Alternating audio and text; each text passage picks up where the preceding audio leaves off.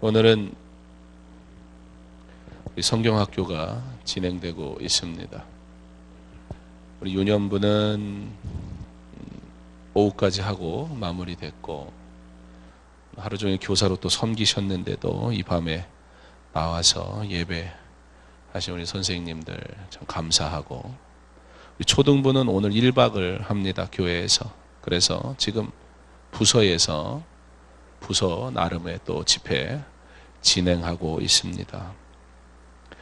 계속 여름 사역 위해서 기도해 주시고, 특별히 이번 성경학교는 더 예수 성품이라 해서 우리도 변화할 수 있어요. 예수의 성품으로 닮아가기 원하는 그런 주제로 아이들이 예수의 성품에 대해서 배우고 있는데, 예수님을 닮은 성품으로 우리 아이들이 이제 내일 모레 되면 변할 텐데요.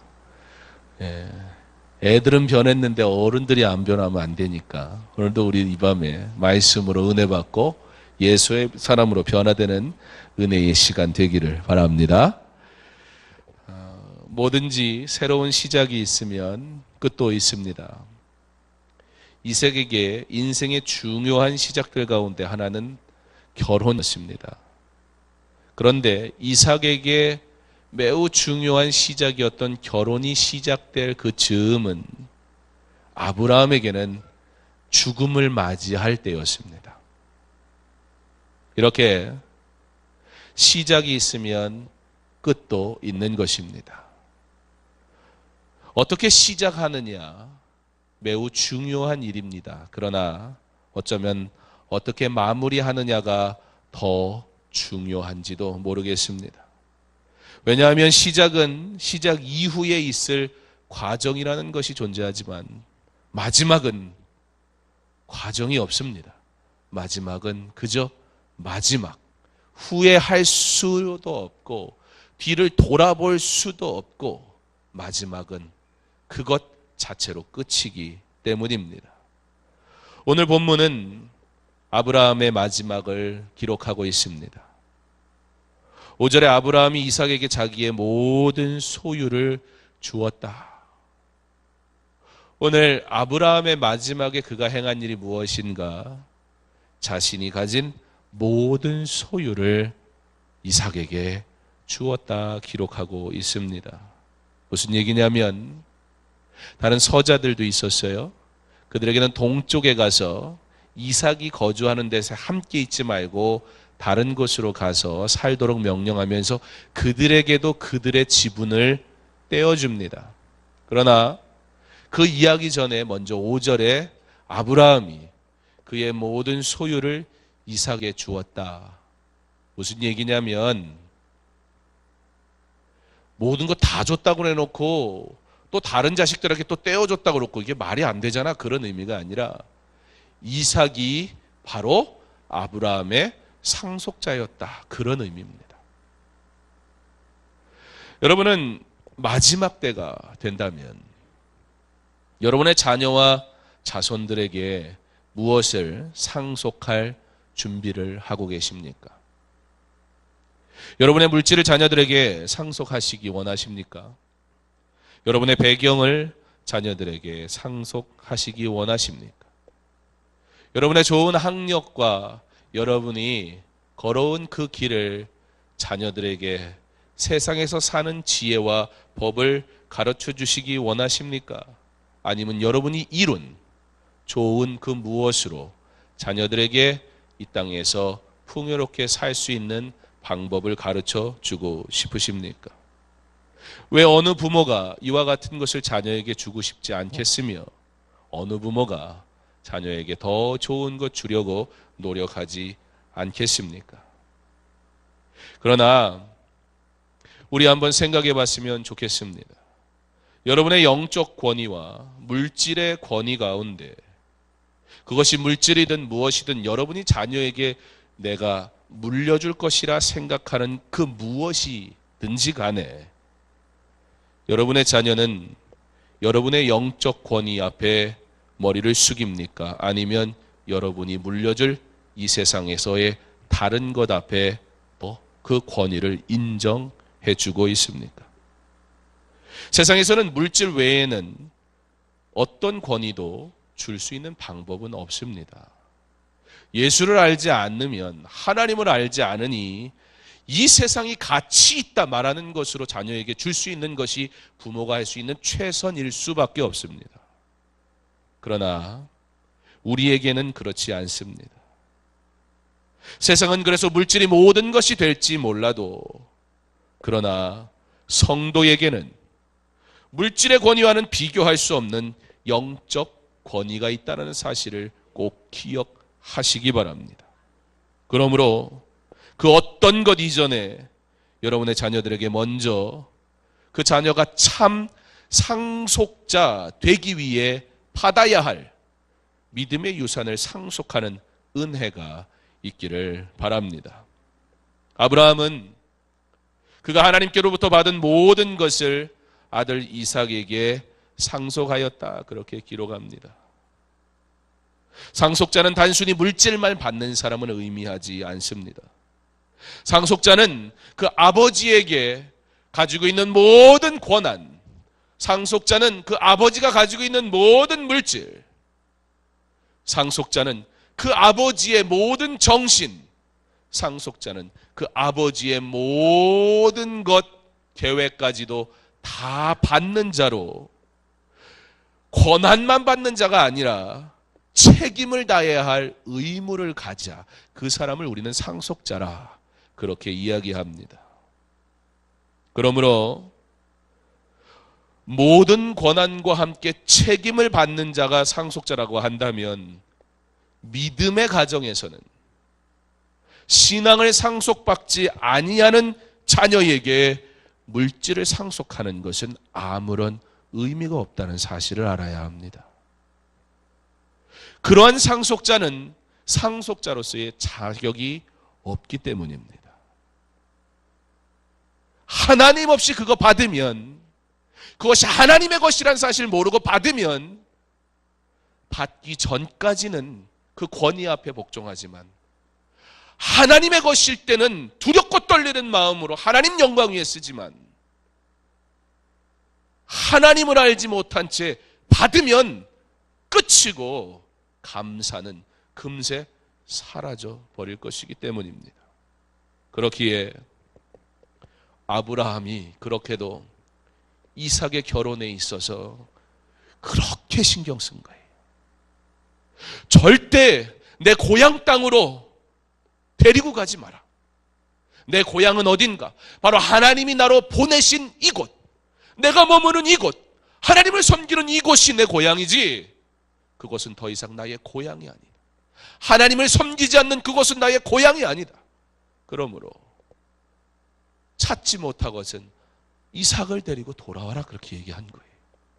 하나님 없이는 아무것도 안 된다는 사실을 아브라함은 결혼의 과정을 통해, 그의 삶을 통해 자녀에게 하나님 섬기는 법, 하나님의 인도하심을 받는 법, 그러므로 아버지의 믿음으로 하나님의 순종할 때에 그 순종에 함께 참여한 이삭을 통해 리브가를 기가 막히게 만나게 하시는 하나님의 일을 경험하게 하므로 믿음이 무엇인지, 상속자는 어떻게 사는 것인지, 앞으로 아버지에게 받을 이 유산을 가지고 이삭이 어떻게 살아가야 하는 것인지 아브라함은 철저하게 그가 살아있을 때에 자녀에게 가르쳐 주었던 것입니다.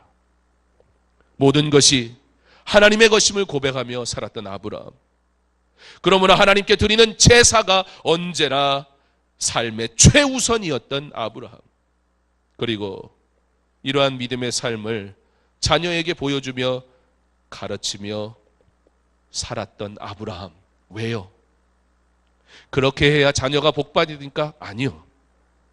실제 아브라함이 받은 모든 것, 그것은 다 하나님의 것이었기 때문입니다. 내 것이 아니었기 때문이에요. 여러분 10절에 가서 보면요, 아브라함이 5절에 아브라함이 이삭에게 모든 것을 주었다라는 얘기는 있어요. 근데 그것이 복이란 얘기는 없어요. 근데 10절에 가서 보면 이렇게 기록됩니다. 이것은 아브라함이 헷 족속에게서 산 밭이라. 아브라함과 그의 아내 사라가 거기 장사되니라. 여기가 어디예요? 하나님이 보내신 그 땅. 그래서 그 땅 하나님이 주기로 약속하셨기 때문에 아직 자기의 소유가 아님에도 불구하고 그것을 그냥 빌려주겠다는 거 거절하고 소유로 삼았던 그 땅에서 장사 지낸 후에 11절에 아브라함이 죽은 후에 하나님이 그의 아들 이삭에게 복을 주셨고. 무슨 얘기예요? 아브라함은 인간적으로 아들에게 그가 가진 모든 것을 주었어요. 그러나 그것이 이삭에게 복이 되는 것은 언제냐?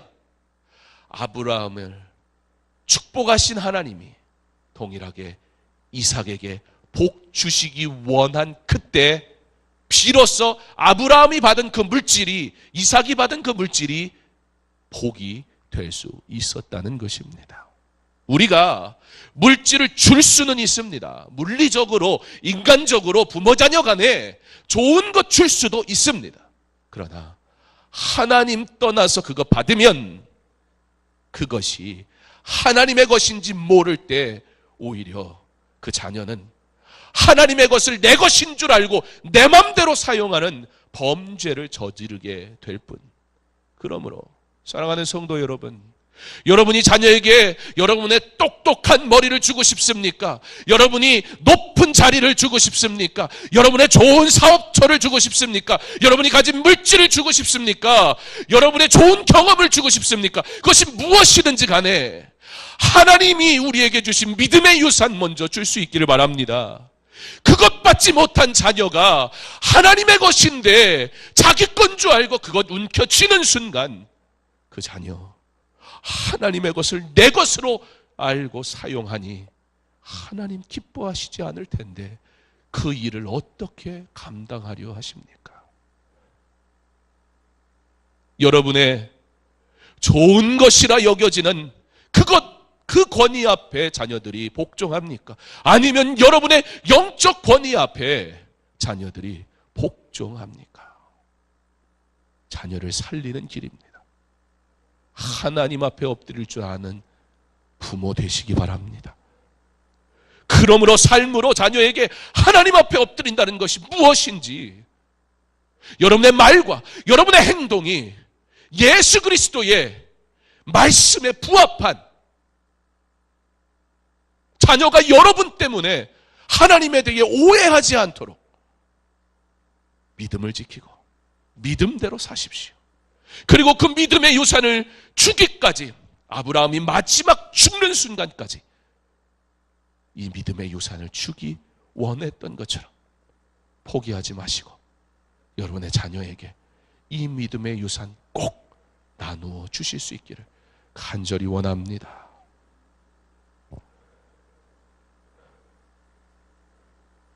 저는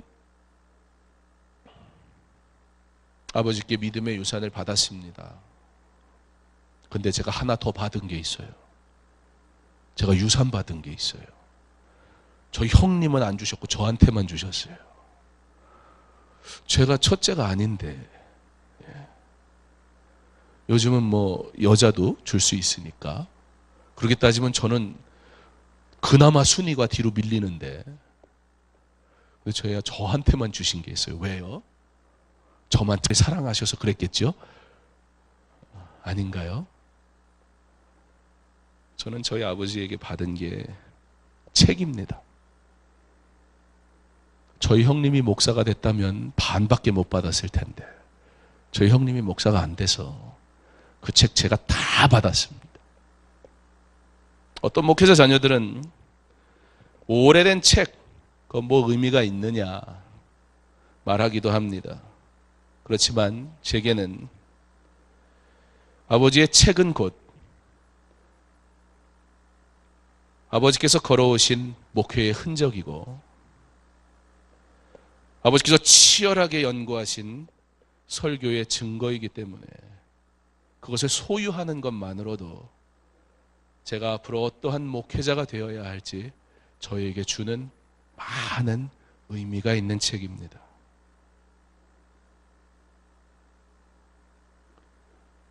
책의 내용 이전에 이미 저에게 제가 어떤 길을 가야 할지 성경책 다음으로 중요한, 요즘 시대에 겉표지도 끝내주고 대단한 문장력으로 기록된 그 어떤 현대의 책과도 비교할 수 없는 유산.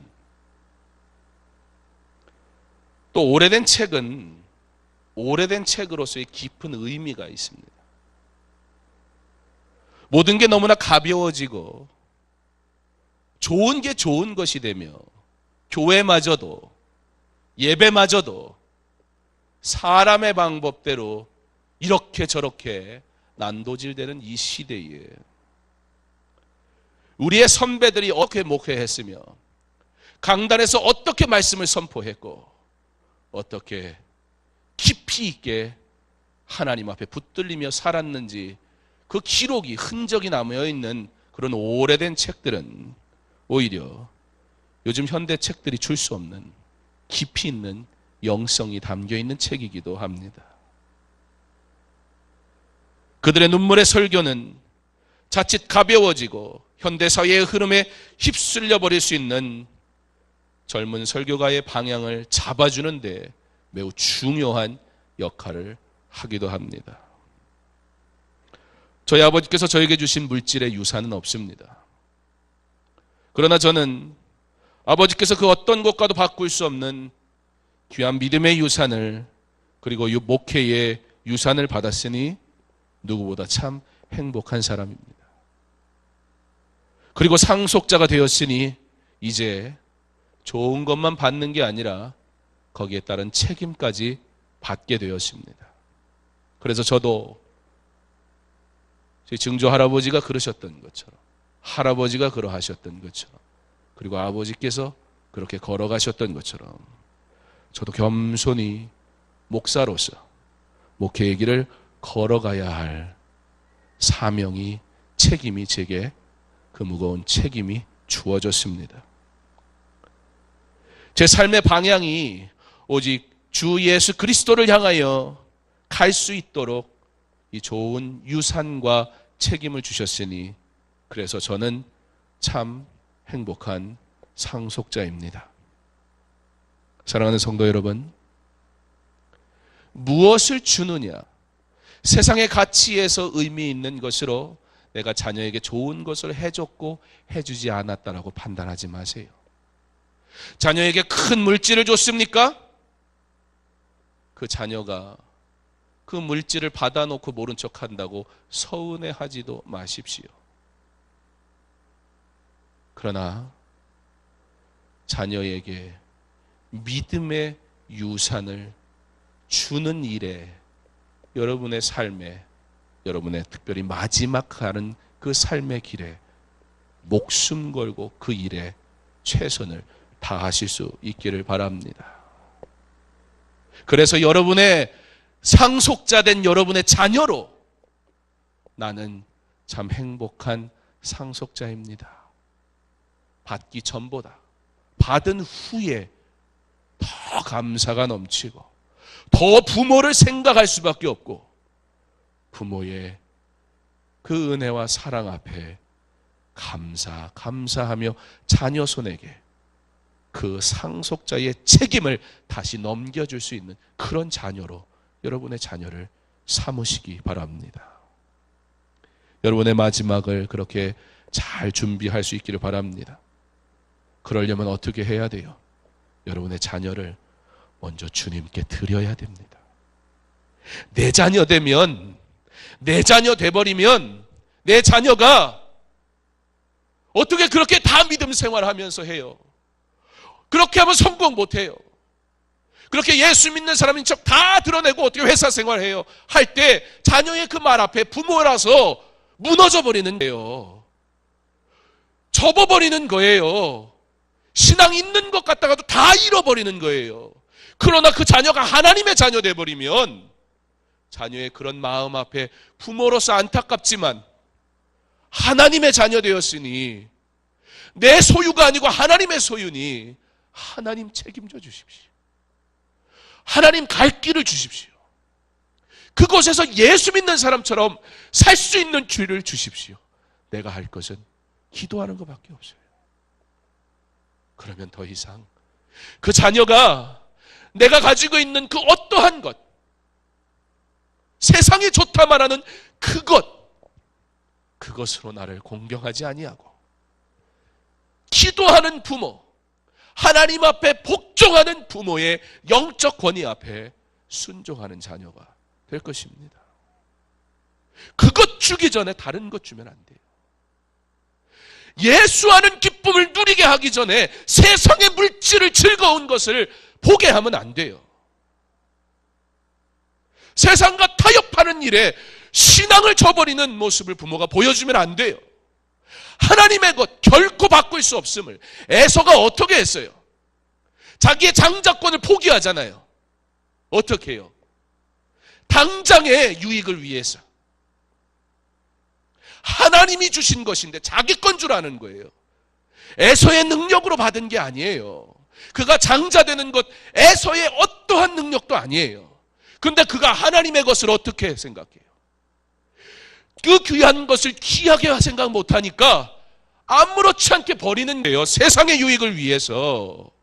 믿음의 유산을 주지 않았는데 수백억을 쥐어준들 그 자녀가 세상의 쾌락과 유혹 앞에 그 물질을 써버리고 하나님의 것인지 내 건 줄 알고 범죄하며 살아가게 된다면 도대체 그것을 주는 무슨 유익이 있다는 것입니까?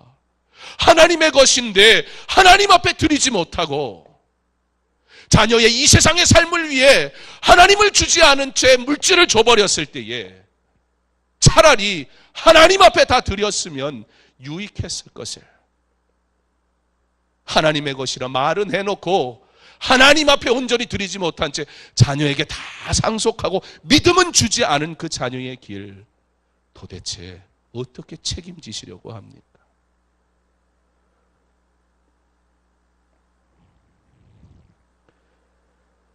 바라기는 우리의 마지막까지의 싸움은 내가 먼저 하나님의 사람으로 서는 것이요, 그리고 마지막 순간까지 내게 맡기신 선물, 하나님의 귀한 일꾼 된 자녀가 믿음의 유산을 받아 하나님께 영광 돌리는 믿음의 길 가기 위해 마지막까지 힘쓰고 애쓰는 부모의 참 사명을 감당하는 저와 여러분 될 수 있기를 바랍니다.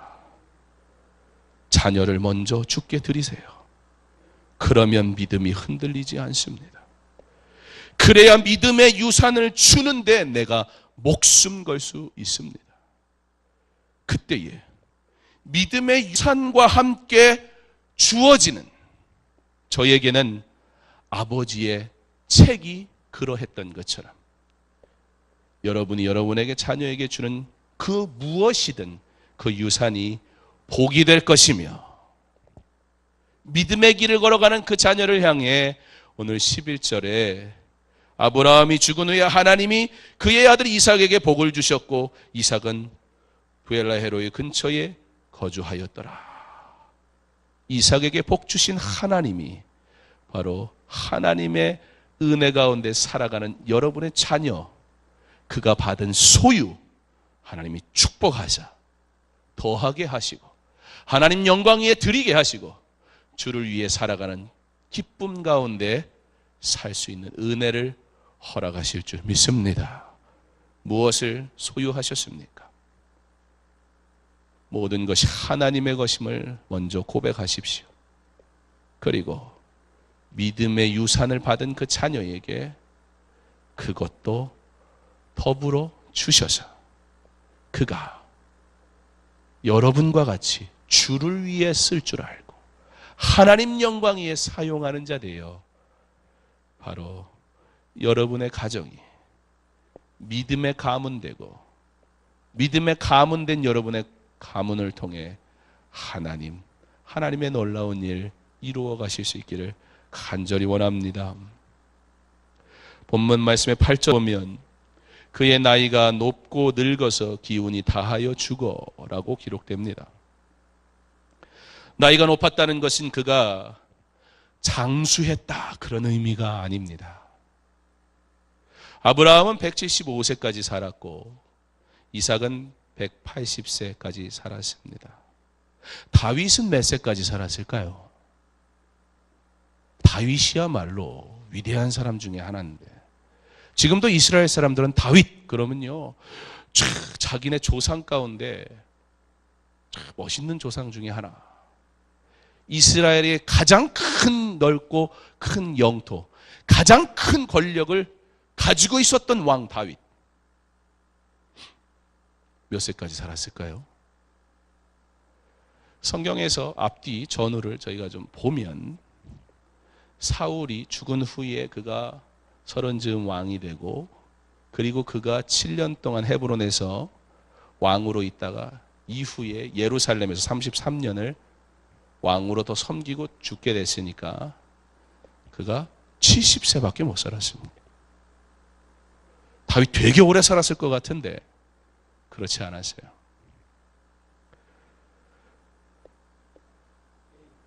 여호야다 제사장 그는 130세에 죽었고 욥은 140세에 죽었습니다.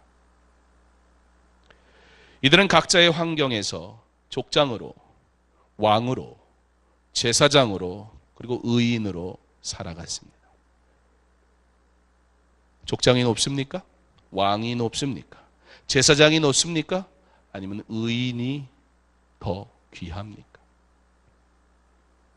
중요한 사실은 그들은 하나님이 그들을 부르신 대로 살다가 하나님 그들을 부르실 때에 갔다는 거예요. 몇 세를 살았느냐? 늙었고 그 말은 오래오래 살았다.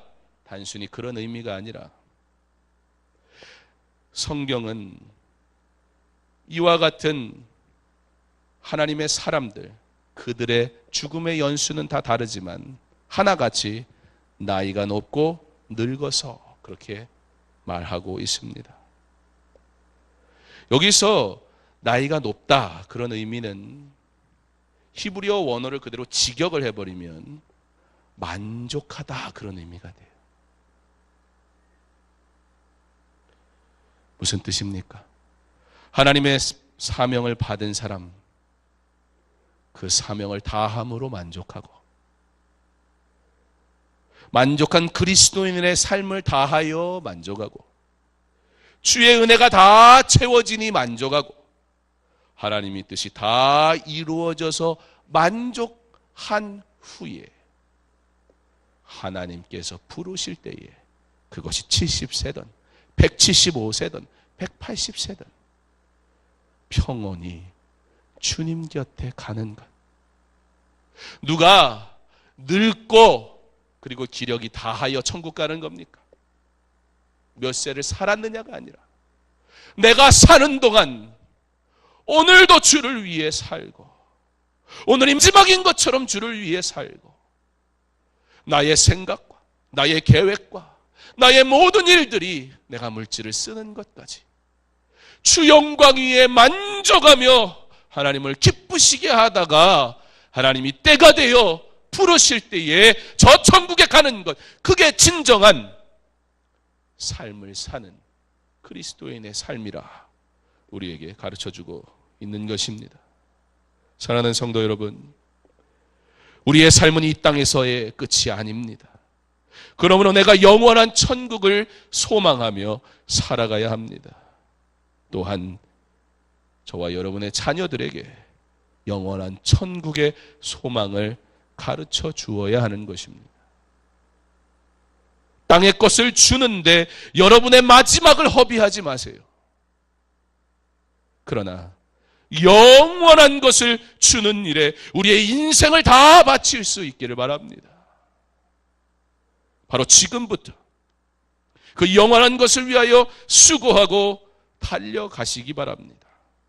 그리고 우리 주님이 그 수고를 다 마치고 이제 내게 와서 평안히 쉬라고 부르시는 그때에 우리 나그네 인생 그 여정길 마치고 슬픔과 괴로움과 눈물과 고통이 많은 이 인생에서의 나그네의 삶 그치고 그리고 저 천국에서 나의 하나님 아버지와 함께 영원히 즐겁게 사시기를 축복합니다.